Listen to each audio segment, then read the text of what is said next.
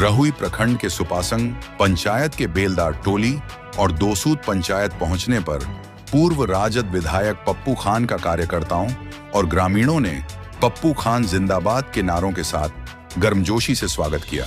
सभा को संबोधित करते हुए पप्पू खान ने कहा कि आगामी विधानसभा चुनाव में हमारी जीत तभी संभव होगी जब हर हाल में पोलिंग रेशियो बढ़ाया जाएगा। उन्होंने जनता को भरोसा दिलाया कि 2025 में राजद की सरकार बनने और उनके विधायक चुने जाने पर क्षेत्र की सभी समस्याओं का समाधान प्राथमिकता के साथ किया जाएगा।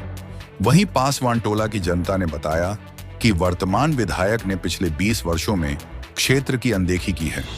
न तो विकास कार्य हुए और न ही जल निकासी की व्यवस्था, जिसके कारण पूरा इलाका कीचड़ में तब्दील हो गया है और लोग परेशानियों का सामना कर रहे हैं। पप्पू खान के जन समर्थन को देखकर स्थानीय लोगों का उत्साह चरम पर रहा और माहौल चुनावी रंग में रंग गया। सुपासंग पंचायत के सुपासंग गांव में हम लोग यहाँ बैठे हुए हैं। वार्ड नंबर 5 और 7 वार्ड सदस्य यहाँ हमारे दोनों बैठे हुए हैं। अजीत बिंद जी हैं और सुभाष बिंद जी हैं। इन लोगों का जो गांव है ये अति पिछड़ों का गांव है और पिछड़ों का गांव है। हम इनके बीच आए हैं 2 एजेंडा को लेकर के। पहला एजेंडा है वोटर लिस्ट में नाम चढ़ाने का। हमने इन लोगों से निवेदन किया है कि एक भी व्यक्ति का नाम वोटर लिस्ट में न बची छूटे, सबका नाम आप चढ़वाइए। और जो बच्चा बच्ची 18 साल का बालिग हो गया है उसका भी नाम चढ़वाइए।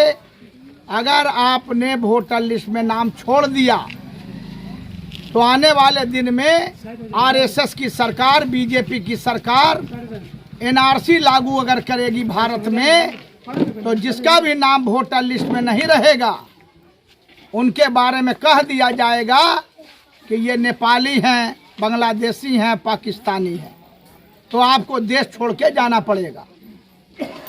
दूसरा एजेंडा हमारा है 2025 का चुनाव नवंबर में होने वाला है विधानसभा का। तो हमने निवेदन किया है इन लोगों से कि गरीबों की पार्टी, दलित, महादलित, अति पिछड़े और पिछड़े और सबर जाति के गरीब गुरबा जो लालू यादव में विश्वास रखते हैं, उनकी पार्टी को आप लोग वोट दीजिए लालटेन छाप पर। और जो समस्या है, तेजस्वी बाबू जब बिहार के मुख्यमंत्री बनेंगे, हम लोग यहाँ से चुनाव जीत के जाएंगे, तो आपके गांव का, आपके पंचायत का चौतरफा विकास होगा।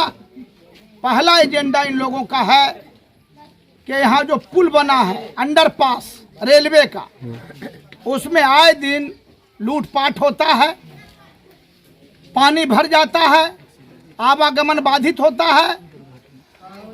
तो इसको पूर्व की भांति, जैसे पहले यहाँ पर गेट हुआ करता था रेलवे लाइन पर और लोगों का आवागमन आराम से होता था, तो इसको पूर्व की भांति कर दिया जाए या फिर फ्लाईओवर बना दिया जाए।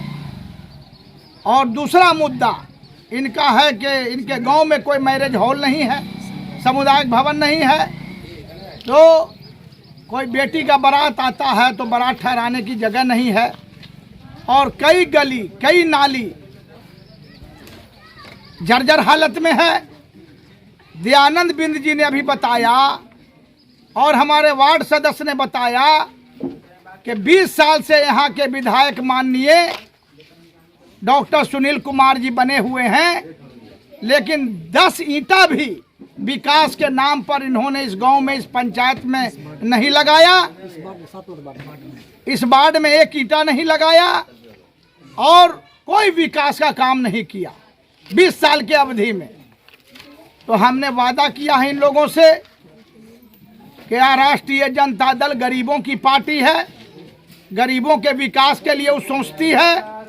जब हम लोग की सरकार बनेगी, हम लोग जीतेंगे, तो बढ़िया से बढ़िया स्कूल भवन, मैरिज हॉल, सामुदायिक भवन, गली नल्ली और जो तेजस्वी बाबू ने ऐलान किया है सरकार बनने के बाद माँ बहन योजना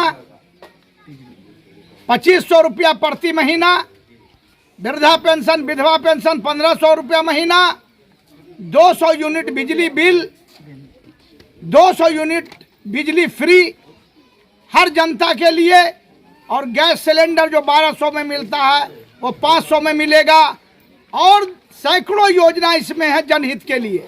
यहाँ पर समस्या है, हमारे बिंदटोली में सामुदायिक भवन नहीं है।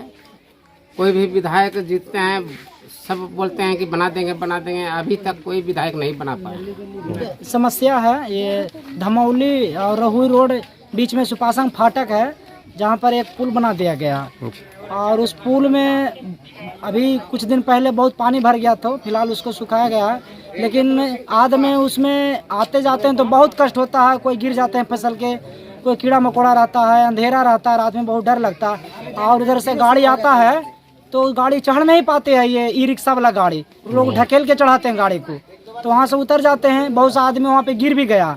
जो भी समस्या यहाँ पर है, सबसे बड़ा जटिल समस्या है कि हम लोग को बराती आते हैं तो रहने सहने का व्यवस्था नहीं होता है। कोई गरीब रहता है तो उसको बेचारा 50,000 1 लाख टेंट करना पड़ता है, तो आधा तो मजबूरी में उसी में चला जाता है पैसा। अगर हम लोग सामुदायिक भवन दिया जाएगा तो गरीब गुरबा जो टाइप कर रहा है तो उसी में बराती के रहना सहना के लिए व्यवस्था किया जाएगा।